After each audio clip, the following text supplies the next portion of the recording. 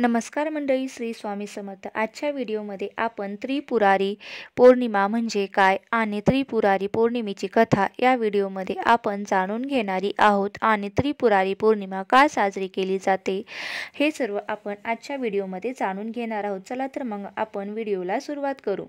आता बघा, आषाढी एकादशी ते कार्तिक एकादशी पर्यंत भगवान विष्णू हे 4 महिने म्हणजे चातुर्मास काळात पाताळ लोकात पृथ्वीवर बळीराजा म्हणजे शेतकरी यांच्याकडे विश्रांती घेत असतात.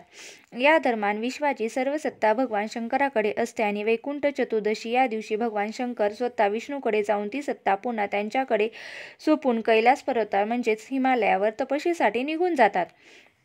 या दिवशी विश्वाचे पालक भगवान श्री विष्णू व देवाधिदेव महादेव हे एकमेकांना मध्यरात्री 12 वाजता भेटतात. या भेटीलाच हरिहर भेट असेही म्हणतात.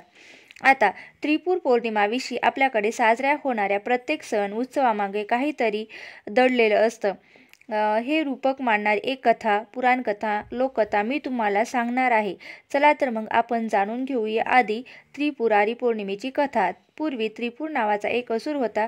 प्रयाग तीर्थीच्या ठिकाणी त्याने तपश्चर्या केली. तपश्चर्या केल्यानंतर ब्रह्मदेव त्याला प्रसन्न झाले आणि कोणताही वर माग असे म्हटले. त्यावर देवता, मनुष्य, निशाचर किंवा रोग यांच्यापासून आपल्याला अभय असावे असे वर त्याने मागितले. याचाच अर्थ काय तर त्याला मरण नको होते. त्यावर ब्रह्मदेवाने त्याला तथास्तु असे म्हटले. असा वर मिळाल्यानंतर मात्र त्यांच्यात असुरी उन्मत्तपणा चढला. या असुराची 3 पुरे नगरी होती, त्यामुळे त्याला त्रिपुर हे नाव देण्यात आले होते. मिळालेला हा वर कल्याणासाठी वापरायचा असतो, पण त्या असुराने तसे केले नाही. तर तो देवदेवतांना त्रास देण्यासाठी त्याने घेतला. त्याचा जेव्हा उपद्रव व्हायला लागला तेव्हा सर्व देवांनी शंकराला प्रार्थना केली. शंकराने त्याची 3 पुरे जाळून टाकली आणि या राक्षसाचा नायनाट केला. हा दिवस कार्तिक पौर्णिमेचा होता, त्यामुळे त्याला कार्तिकी पौर्णिमा किंवा त्रिपुरी पौर्णिमा असेही म्हटले जाते. त्रिपुरारी पौर्णिमा असेही म्हटले जाते. त्रिपुरासुर यांचा संहाराचा आनंद व्यक्त करण्यासाठी दीप पेटून ही पौर्णिमा साजरी केली जाते. घरोघरी, शिवमंदिरातून आणि इतर देवालयातून या दिवशी दीपोत्सव साजरा केला जातो. त्रिपुरारी पौर्णिमेच्या दिवशी शंकराने त्रिपुराचा वध केल्यामुळे त्यांच्या मंदिरासमोरचा जो परिसर असतो ते त्रिपुर आरतीने उजळला जातो. मंदिरासमोर दीपमाळेमध्ये पणत्या लावून काही त्या पण उजळल्या जातात. नदीच्या पात्रात प्रज्वलित केले जातात. दीप सोडले जातात. कार्तिक पौर्णिमेला तुळशी विवाहाची सुद्धा समाप्ती होत असते. कार्तिक पौर्णिमेला गाणगापूरला सुद्धा दरवर्षी मोठा उत्सव होतो. भव्य पालखी सोहळा होत असतो. तिथे दत्त भक्तांसाठी ही उत्सव हा दिवाळी इतकाच आनंददायी असतो. आपल्या मनातील अंधार घालून मनाची दीप प्रज्वलित करावी हेच ते सांगणे असते त्या उत्सवामागचे. दुसरी कथा. त्रिपुरासूर म्हणजे नक्की कोण? तर त्रिपुरासूर नक्की म्हणजे कोण तर कार्तिक पौर्णिमेच्या दिवशी भगवान विष्णूची प्रथम अवतार धारण केला होता असे म्हटले जाते.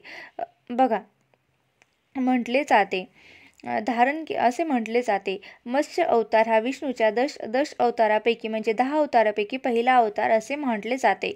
या अवतारामध्ये भगवान विष्णूंनी माशाचे रूप घेतले होते. पुराणानुसार भगवान विष्णूंनी पृथ्वीला प्रलयापासून वाचवण्यासाठी मत्स्य अवतार घेतला होता. 18 पुराणामध्ये मत्स्य पुराणाचा समावेश आहे. श्री विष्णूंनी मत्स्य अवतारात राजा सत्यव्रताला तत्वज्ञानाचा उपदेश दिला. तो पुढे मत्स्य पुराण म्हणून प्रसिद्ध झाला अशी मान्यता असल्याचे सांगितले जाते. महाभारताच्या कर्ण पर्वात त्रिपुरासुराच्या वधाची कथा ही मोठ्या स्वरूपात मिळते. तारकासूर हा दैत्यराज कश्यप आणि दीप्ती यांचा पुत्र आणि वारंगी यांचा पराक्रमी पुत्र होता. शुंभुकी ही तारकासुराची पत्नी होती आणि यांना तारकाक्ष, कमलाकाक्ष आणि विष्णुनुली नावाचे 3 पुत्र होते. यांना त्रिपुरासूर म्हणूनही ओळखले जाते. भगवान कार्तिकेयने तारकासुराचा वध केल्यानंतर तारकासुराच्या 3 पुत्रांनी देवतांचा बदला घेण्यासाठी प्रतिज्ञा केली आणि 3ही पुत्र तप करण्यासाठी जंगलात निघून गेले आणि हजारो वर्ष अत्यंत कठीण तप करून ब्रह्मदेवाला प्रसन्न केले. तिघांनी ब्रह्मदेवाकडे अमर होण्याचे वरदान मागितले. ब्रह्मदेवाने त्यांना नकार दिला आणि सांगितले की एखादी अशी अट ठेवा की जी अत्यंत कठीण असेल आणि ती अट पूर्ण झाल्यावरच तुमचा मृत्यू होईल. तिघांनी खूप विचार करून ब्रह्मदेवाकडे असे वरदान मागितले की प्रभू, तुम्ही आमच्यासाठी 3 पुरीची नगरांची निर्मिती करा आणि तिन्ही पुरी जेव्हा अभिजित नक्षत्रात एकाच ओळीत येतील आणि एखाद्या क्रोधजित जेव्हा अत्यंत शांत अवस्थेत असंभव रथ आणि असंभव बाण यांचा सहारा घेऊन आम्हाला मारेल तेव्हाच आमचा मृत्यू होईल असे ब्रह्मदेव तेव्हा त्याने ब्रह्मदेव तथास्तु असे म्हटले. त्या अटीनुसार त्याने त्रिपुरी नगरे प्रदान करण्यात आली. तारकाक्षसाठी सुवर्णपुरी, कमलाक्षसाठी रजतपुरी आणि विद्युल्लासाठी लोहपुरी यांची निर्मिती विश्वकर्म्याने केली. या 3 असुरांनाच त्रिपुरासुर असेही म्हणतात. म्हणजे या 3 असुर असतात किंवा राक्षस असतात त्यांना त्रिपुरासुर असेही म्हटले जाते. या 3 भावांनी या 3 नगरात राहून सर्व लोकांत दहशत माजवली होती. ते जिथेही जात तिथे सर्व सत्पुरुषांना म्हणजे त्रास देत असत. एवढेच नव्हे तर त्यांनी देवतांना देखील देवलोकातून बाहेर केले. सर्व देवतांनी मिळून आपले सर्व बळ पणाला लावले, परंतु ते त्रिपुराचा काहीही प्रतिकार करू शकले नाहीत आणि सर्व देवतांना त्या तिघांतून लपून बसावे लागले. शेवटी सर्वांना शंकरांना शरण जावे लागले आणि भगवान शंकरांना विचारले, तुम्ही सर्व प्रयत्न का करत नाही? देवतांनी सांगितले की आम्ही असे केले नाही. तेव्हा शंकर म्हणाला, मी माझे अर्धबळ तुम्हाला देतो आणि तुम्ही प्रयत्न करून पहा. परंतु संपूर्ण देवता मिळून देखील सदाशिवांचे ते अर्धे बळ पेलू शकत नव्हते. तेव्हा शंकरांनी स्वतः त्रिपुरासुराला मारण्याचा संकल्प केला. सर्व देवतांनी आपापले अर्धे बळ शंकराला समर्पित केले. आता त्यांच्यासाठी रथ आणि धनुष्य बाणाची तयारी होऊ लागली, ज्यापासून रणांगणावर त्रिपुरासुराचा वध करता येईल. या असंभव रथाचे वर्णन पुराणामध्ये विस्ताराने दिलेले आहे. भगवंतांनी पृथ्वीलाच रथ बनवले आणि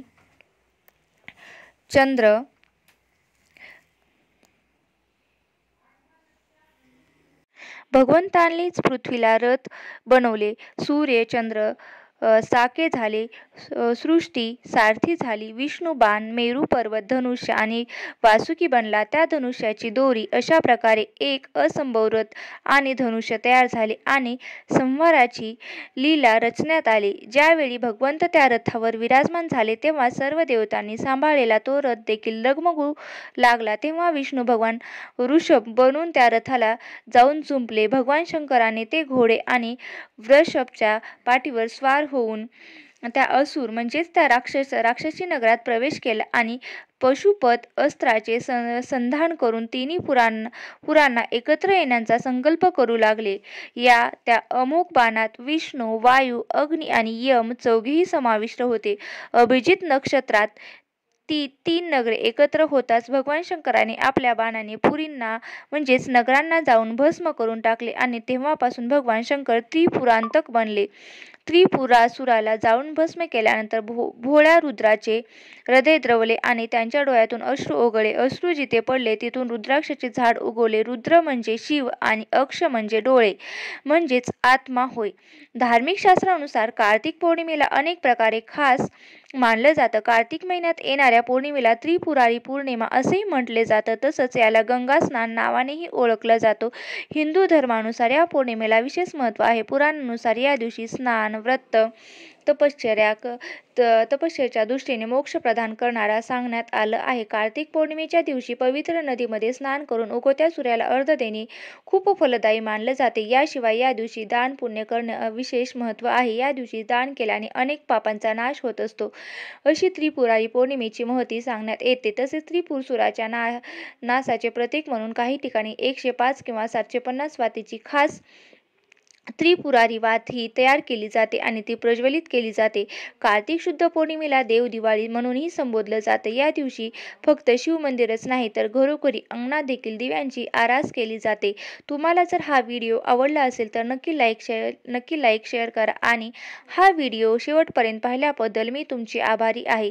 आणि तुम्हाला ही त्रिपुरारी एकादशीची कथा कशी आवडली ती नक्की कमेंट करून सांगा. श्री स्वामी समर्थ. जय जय स्वामी समर्थ.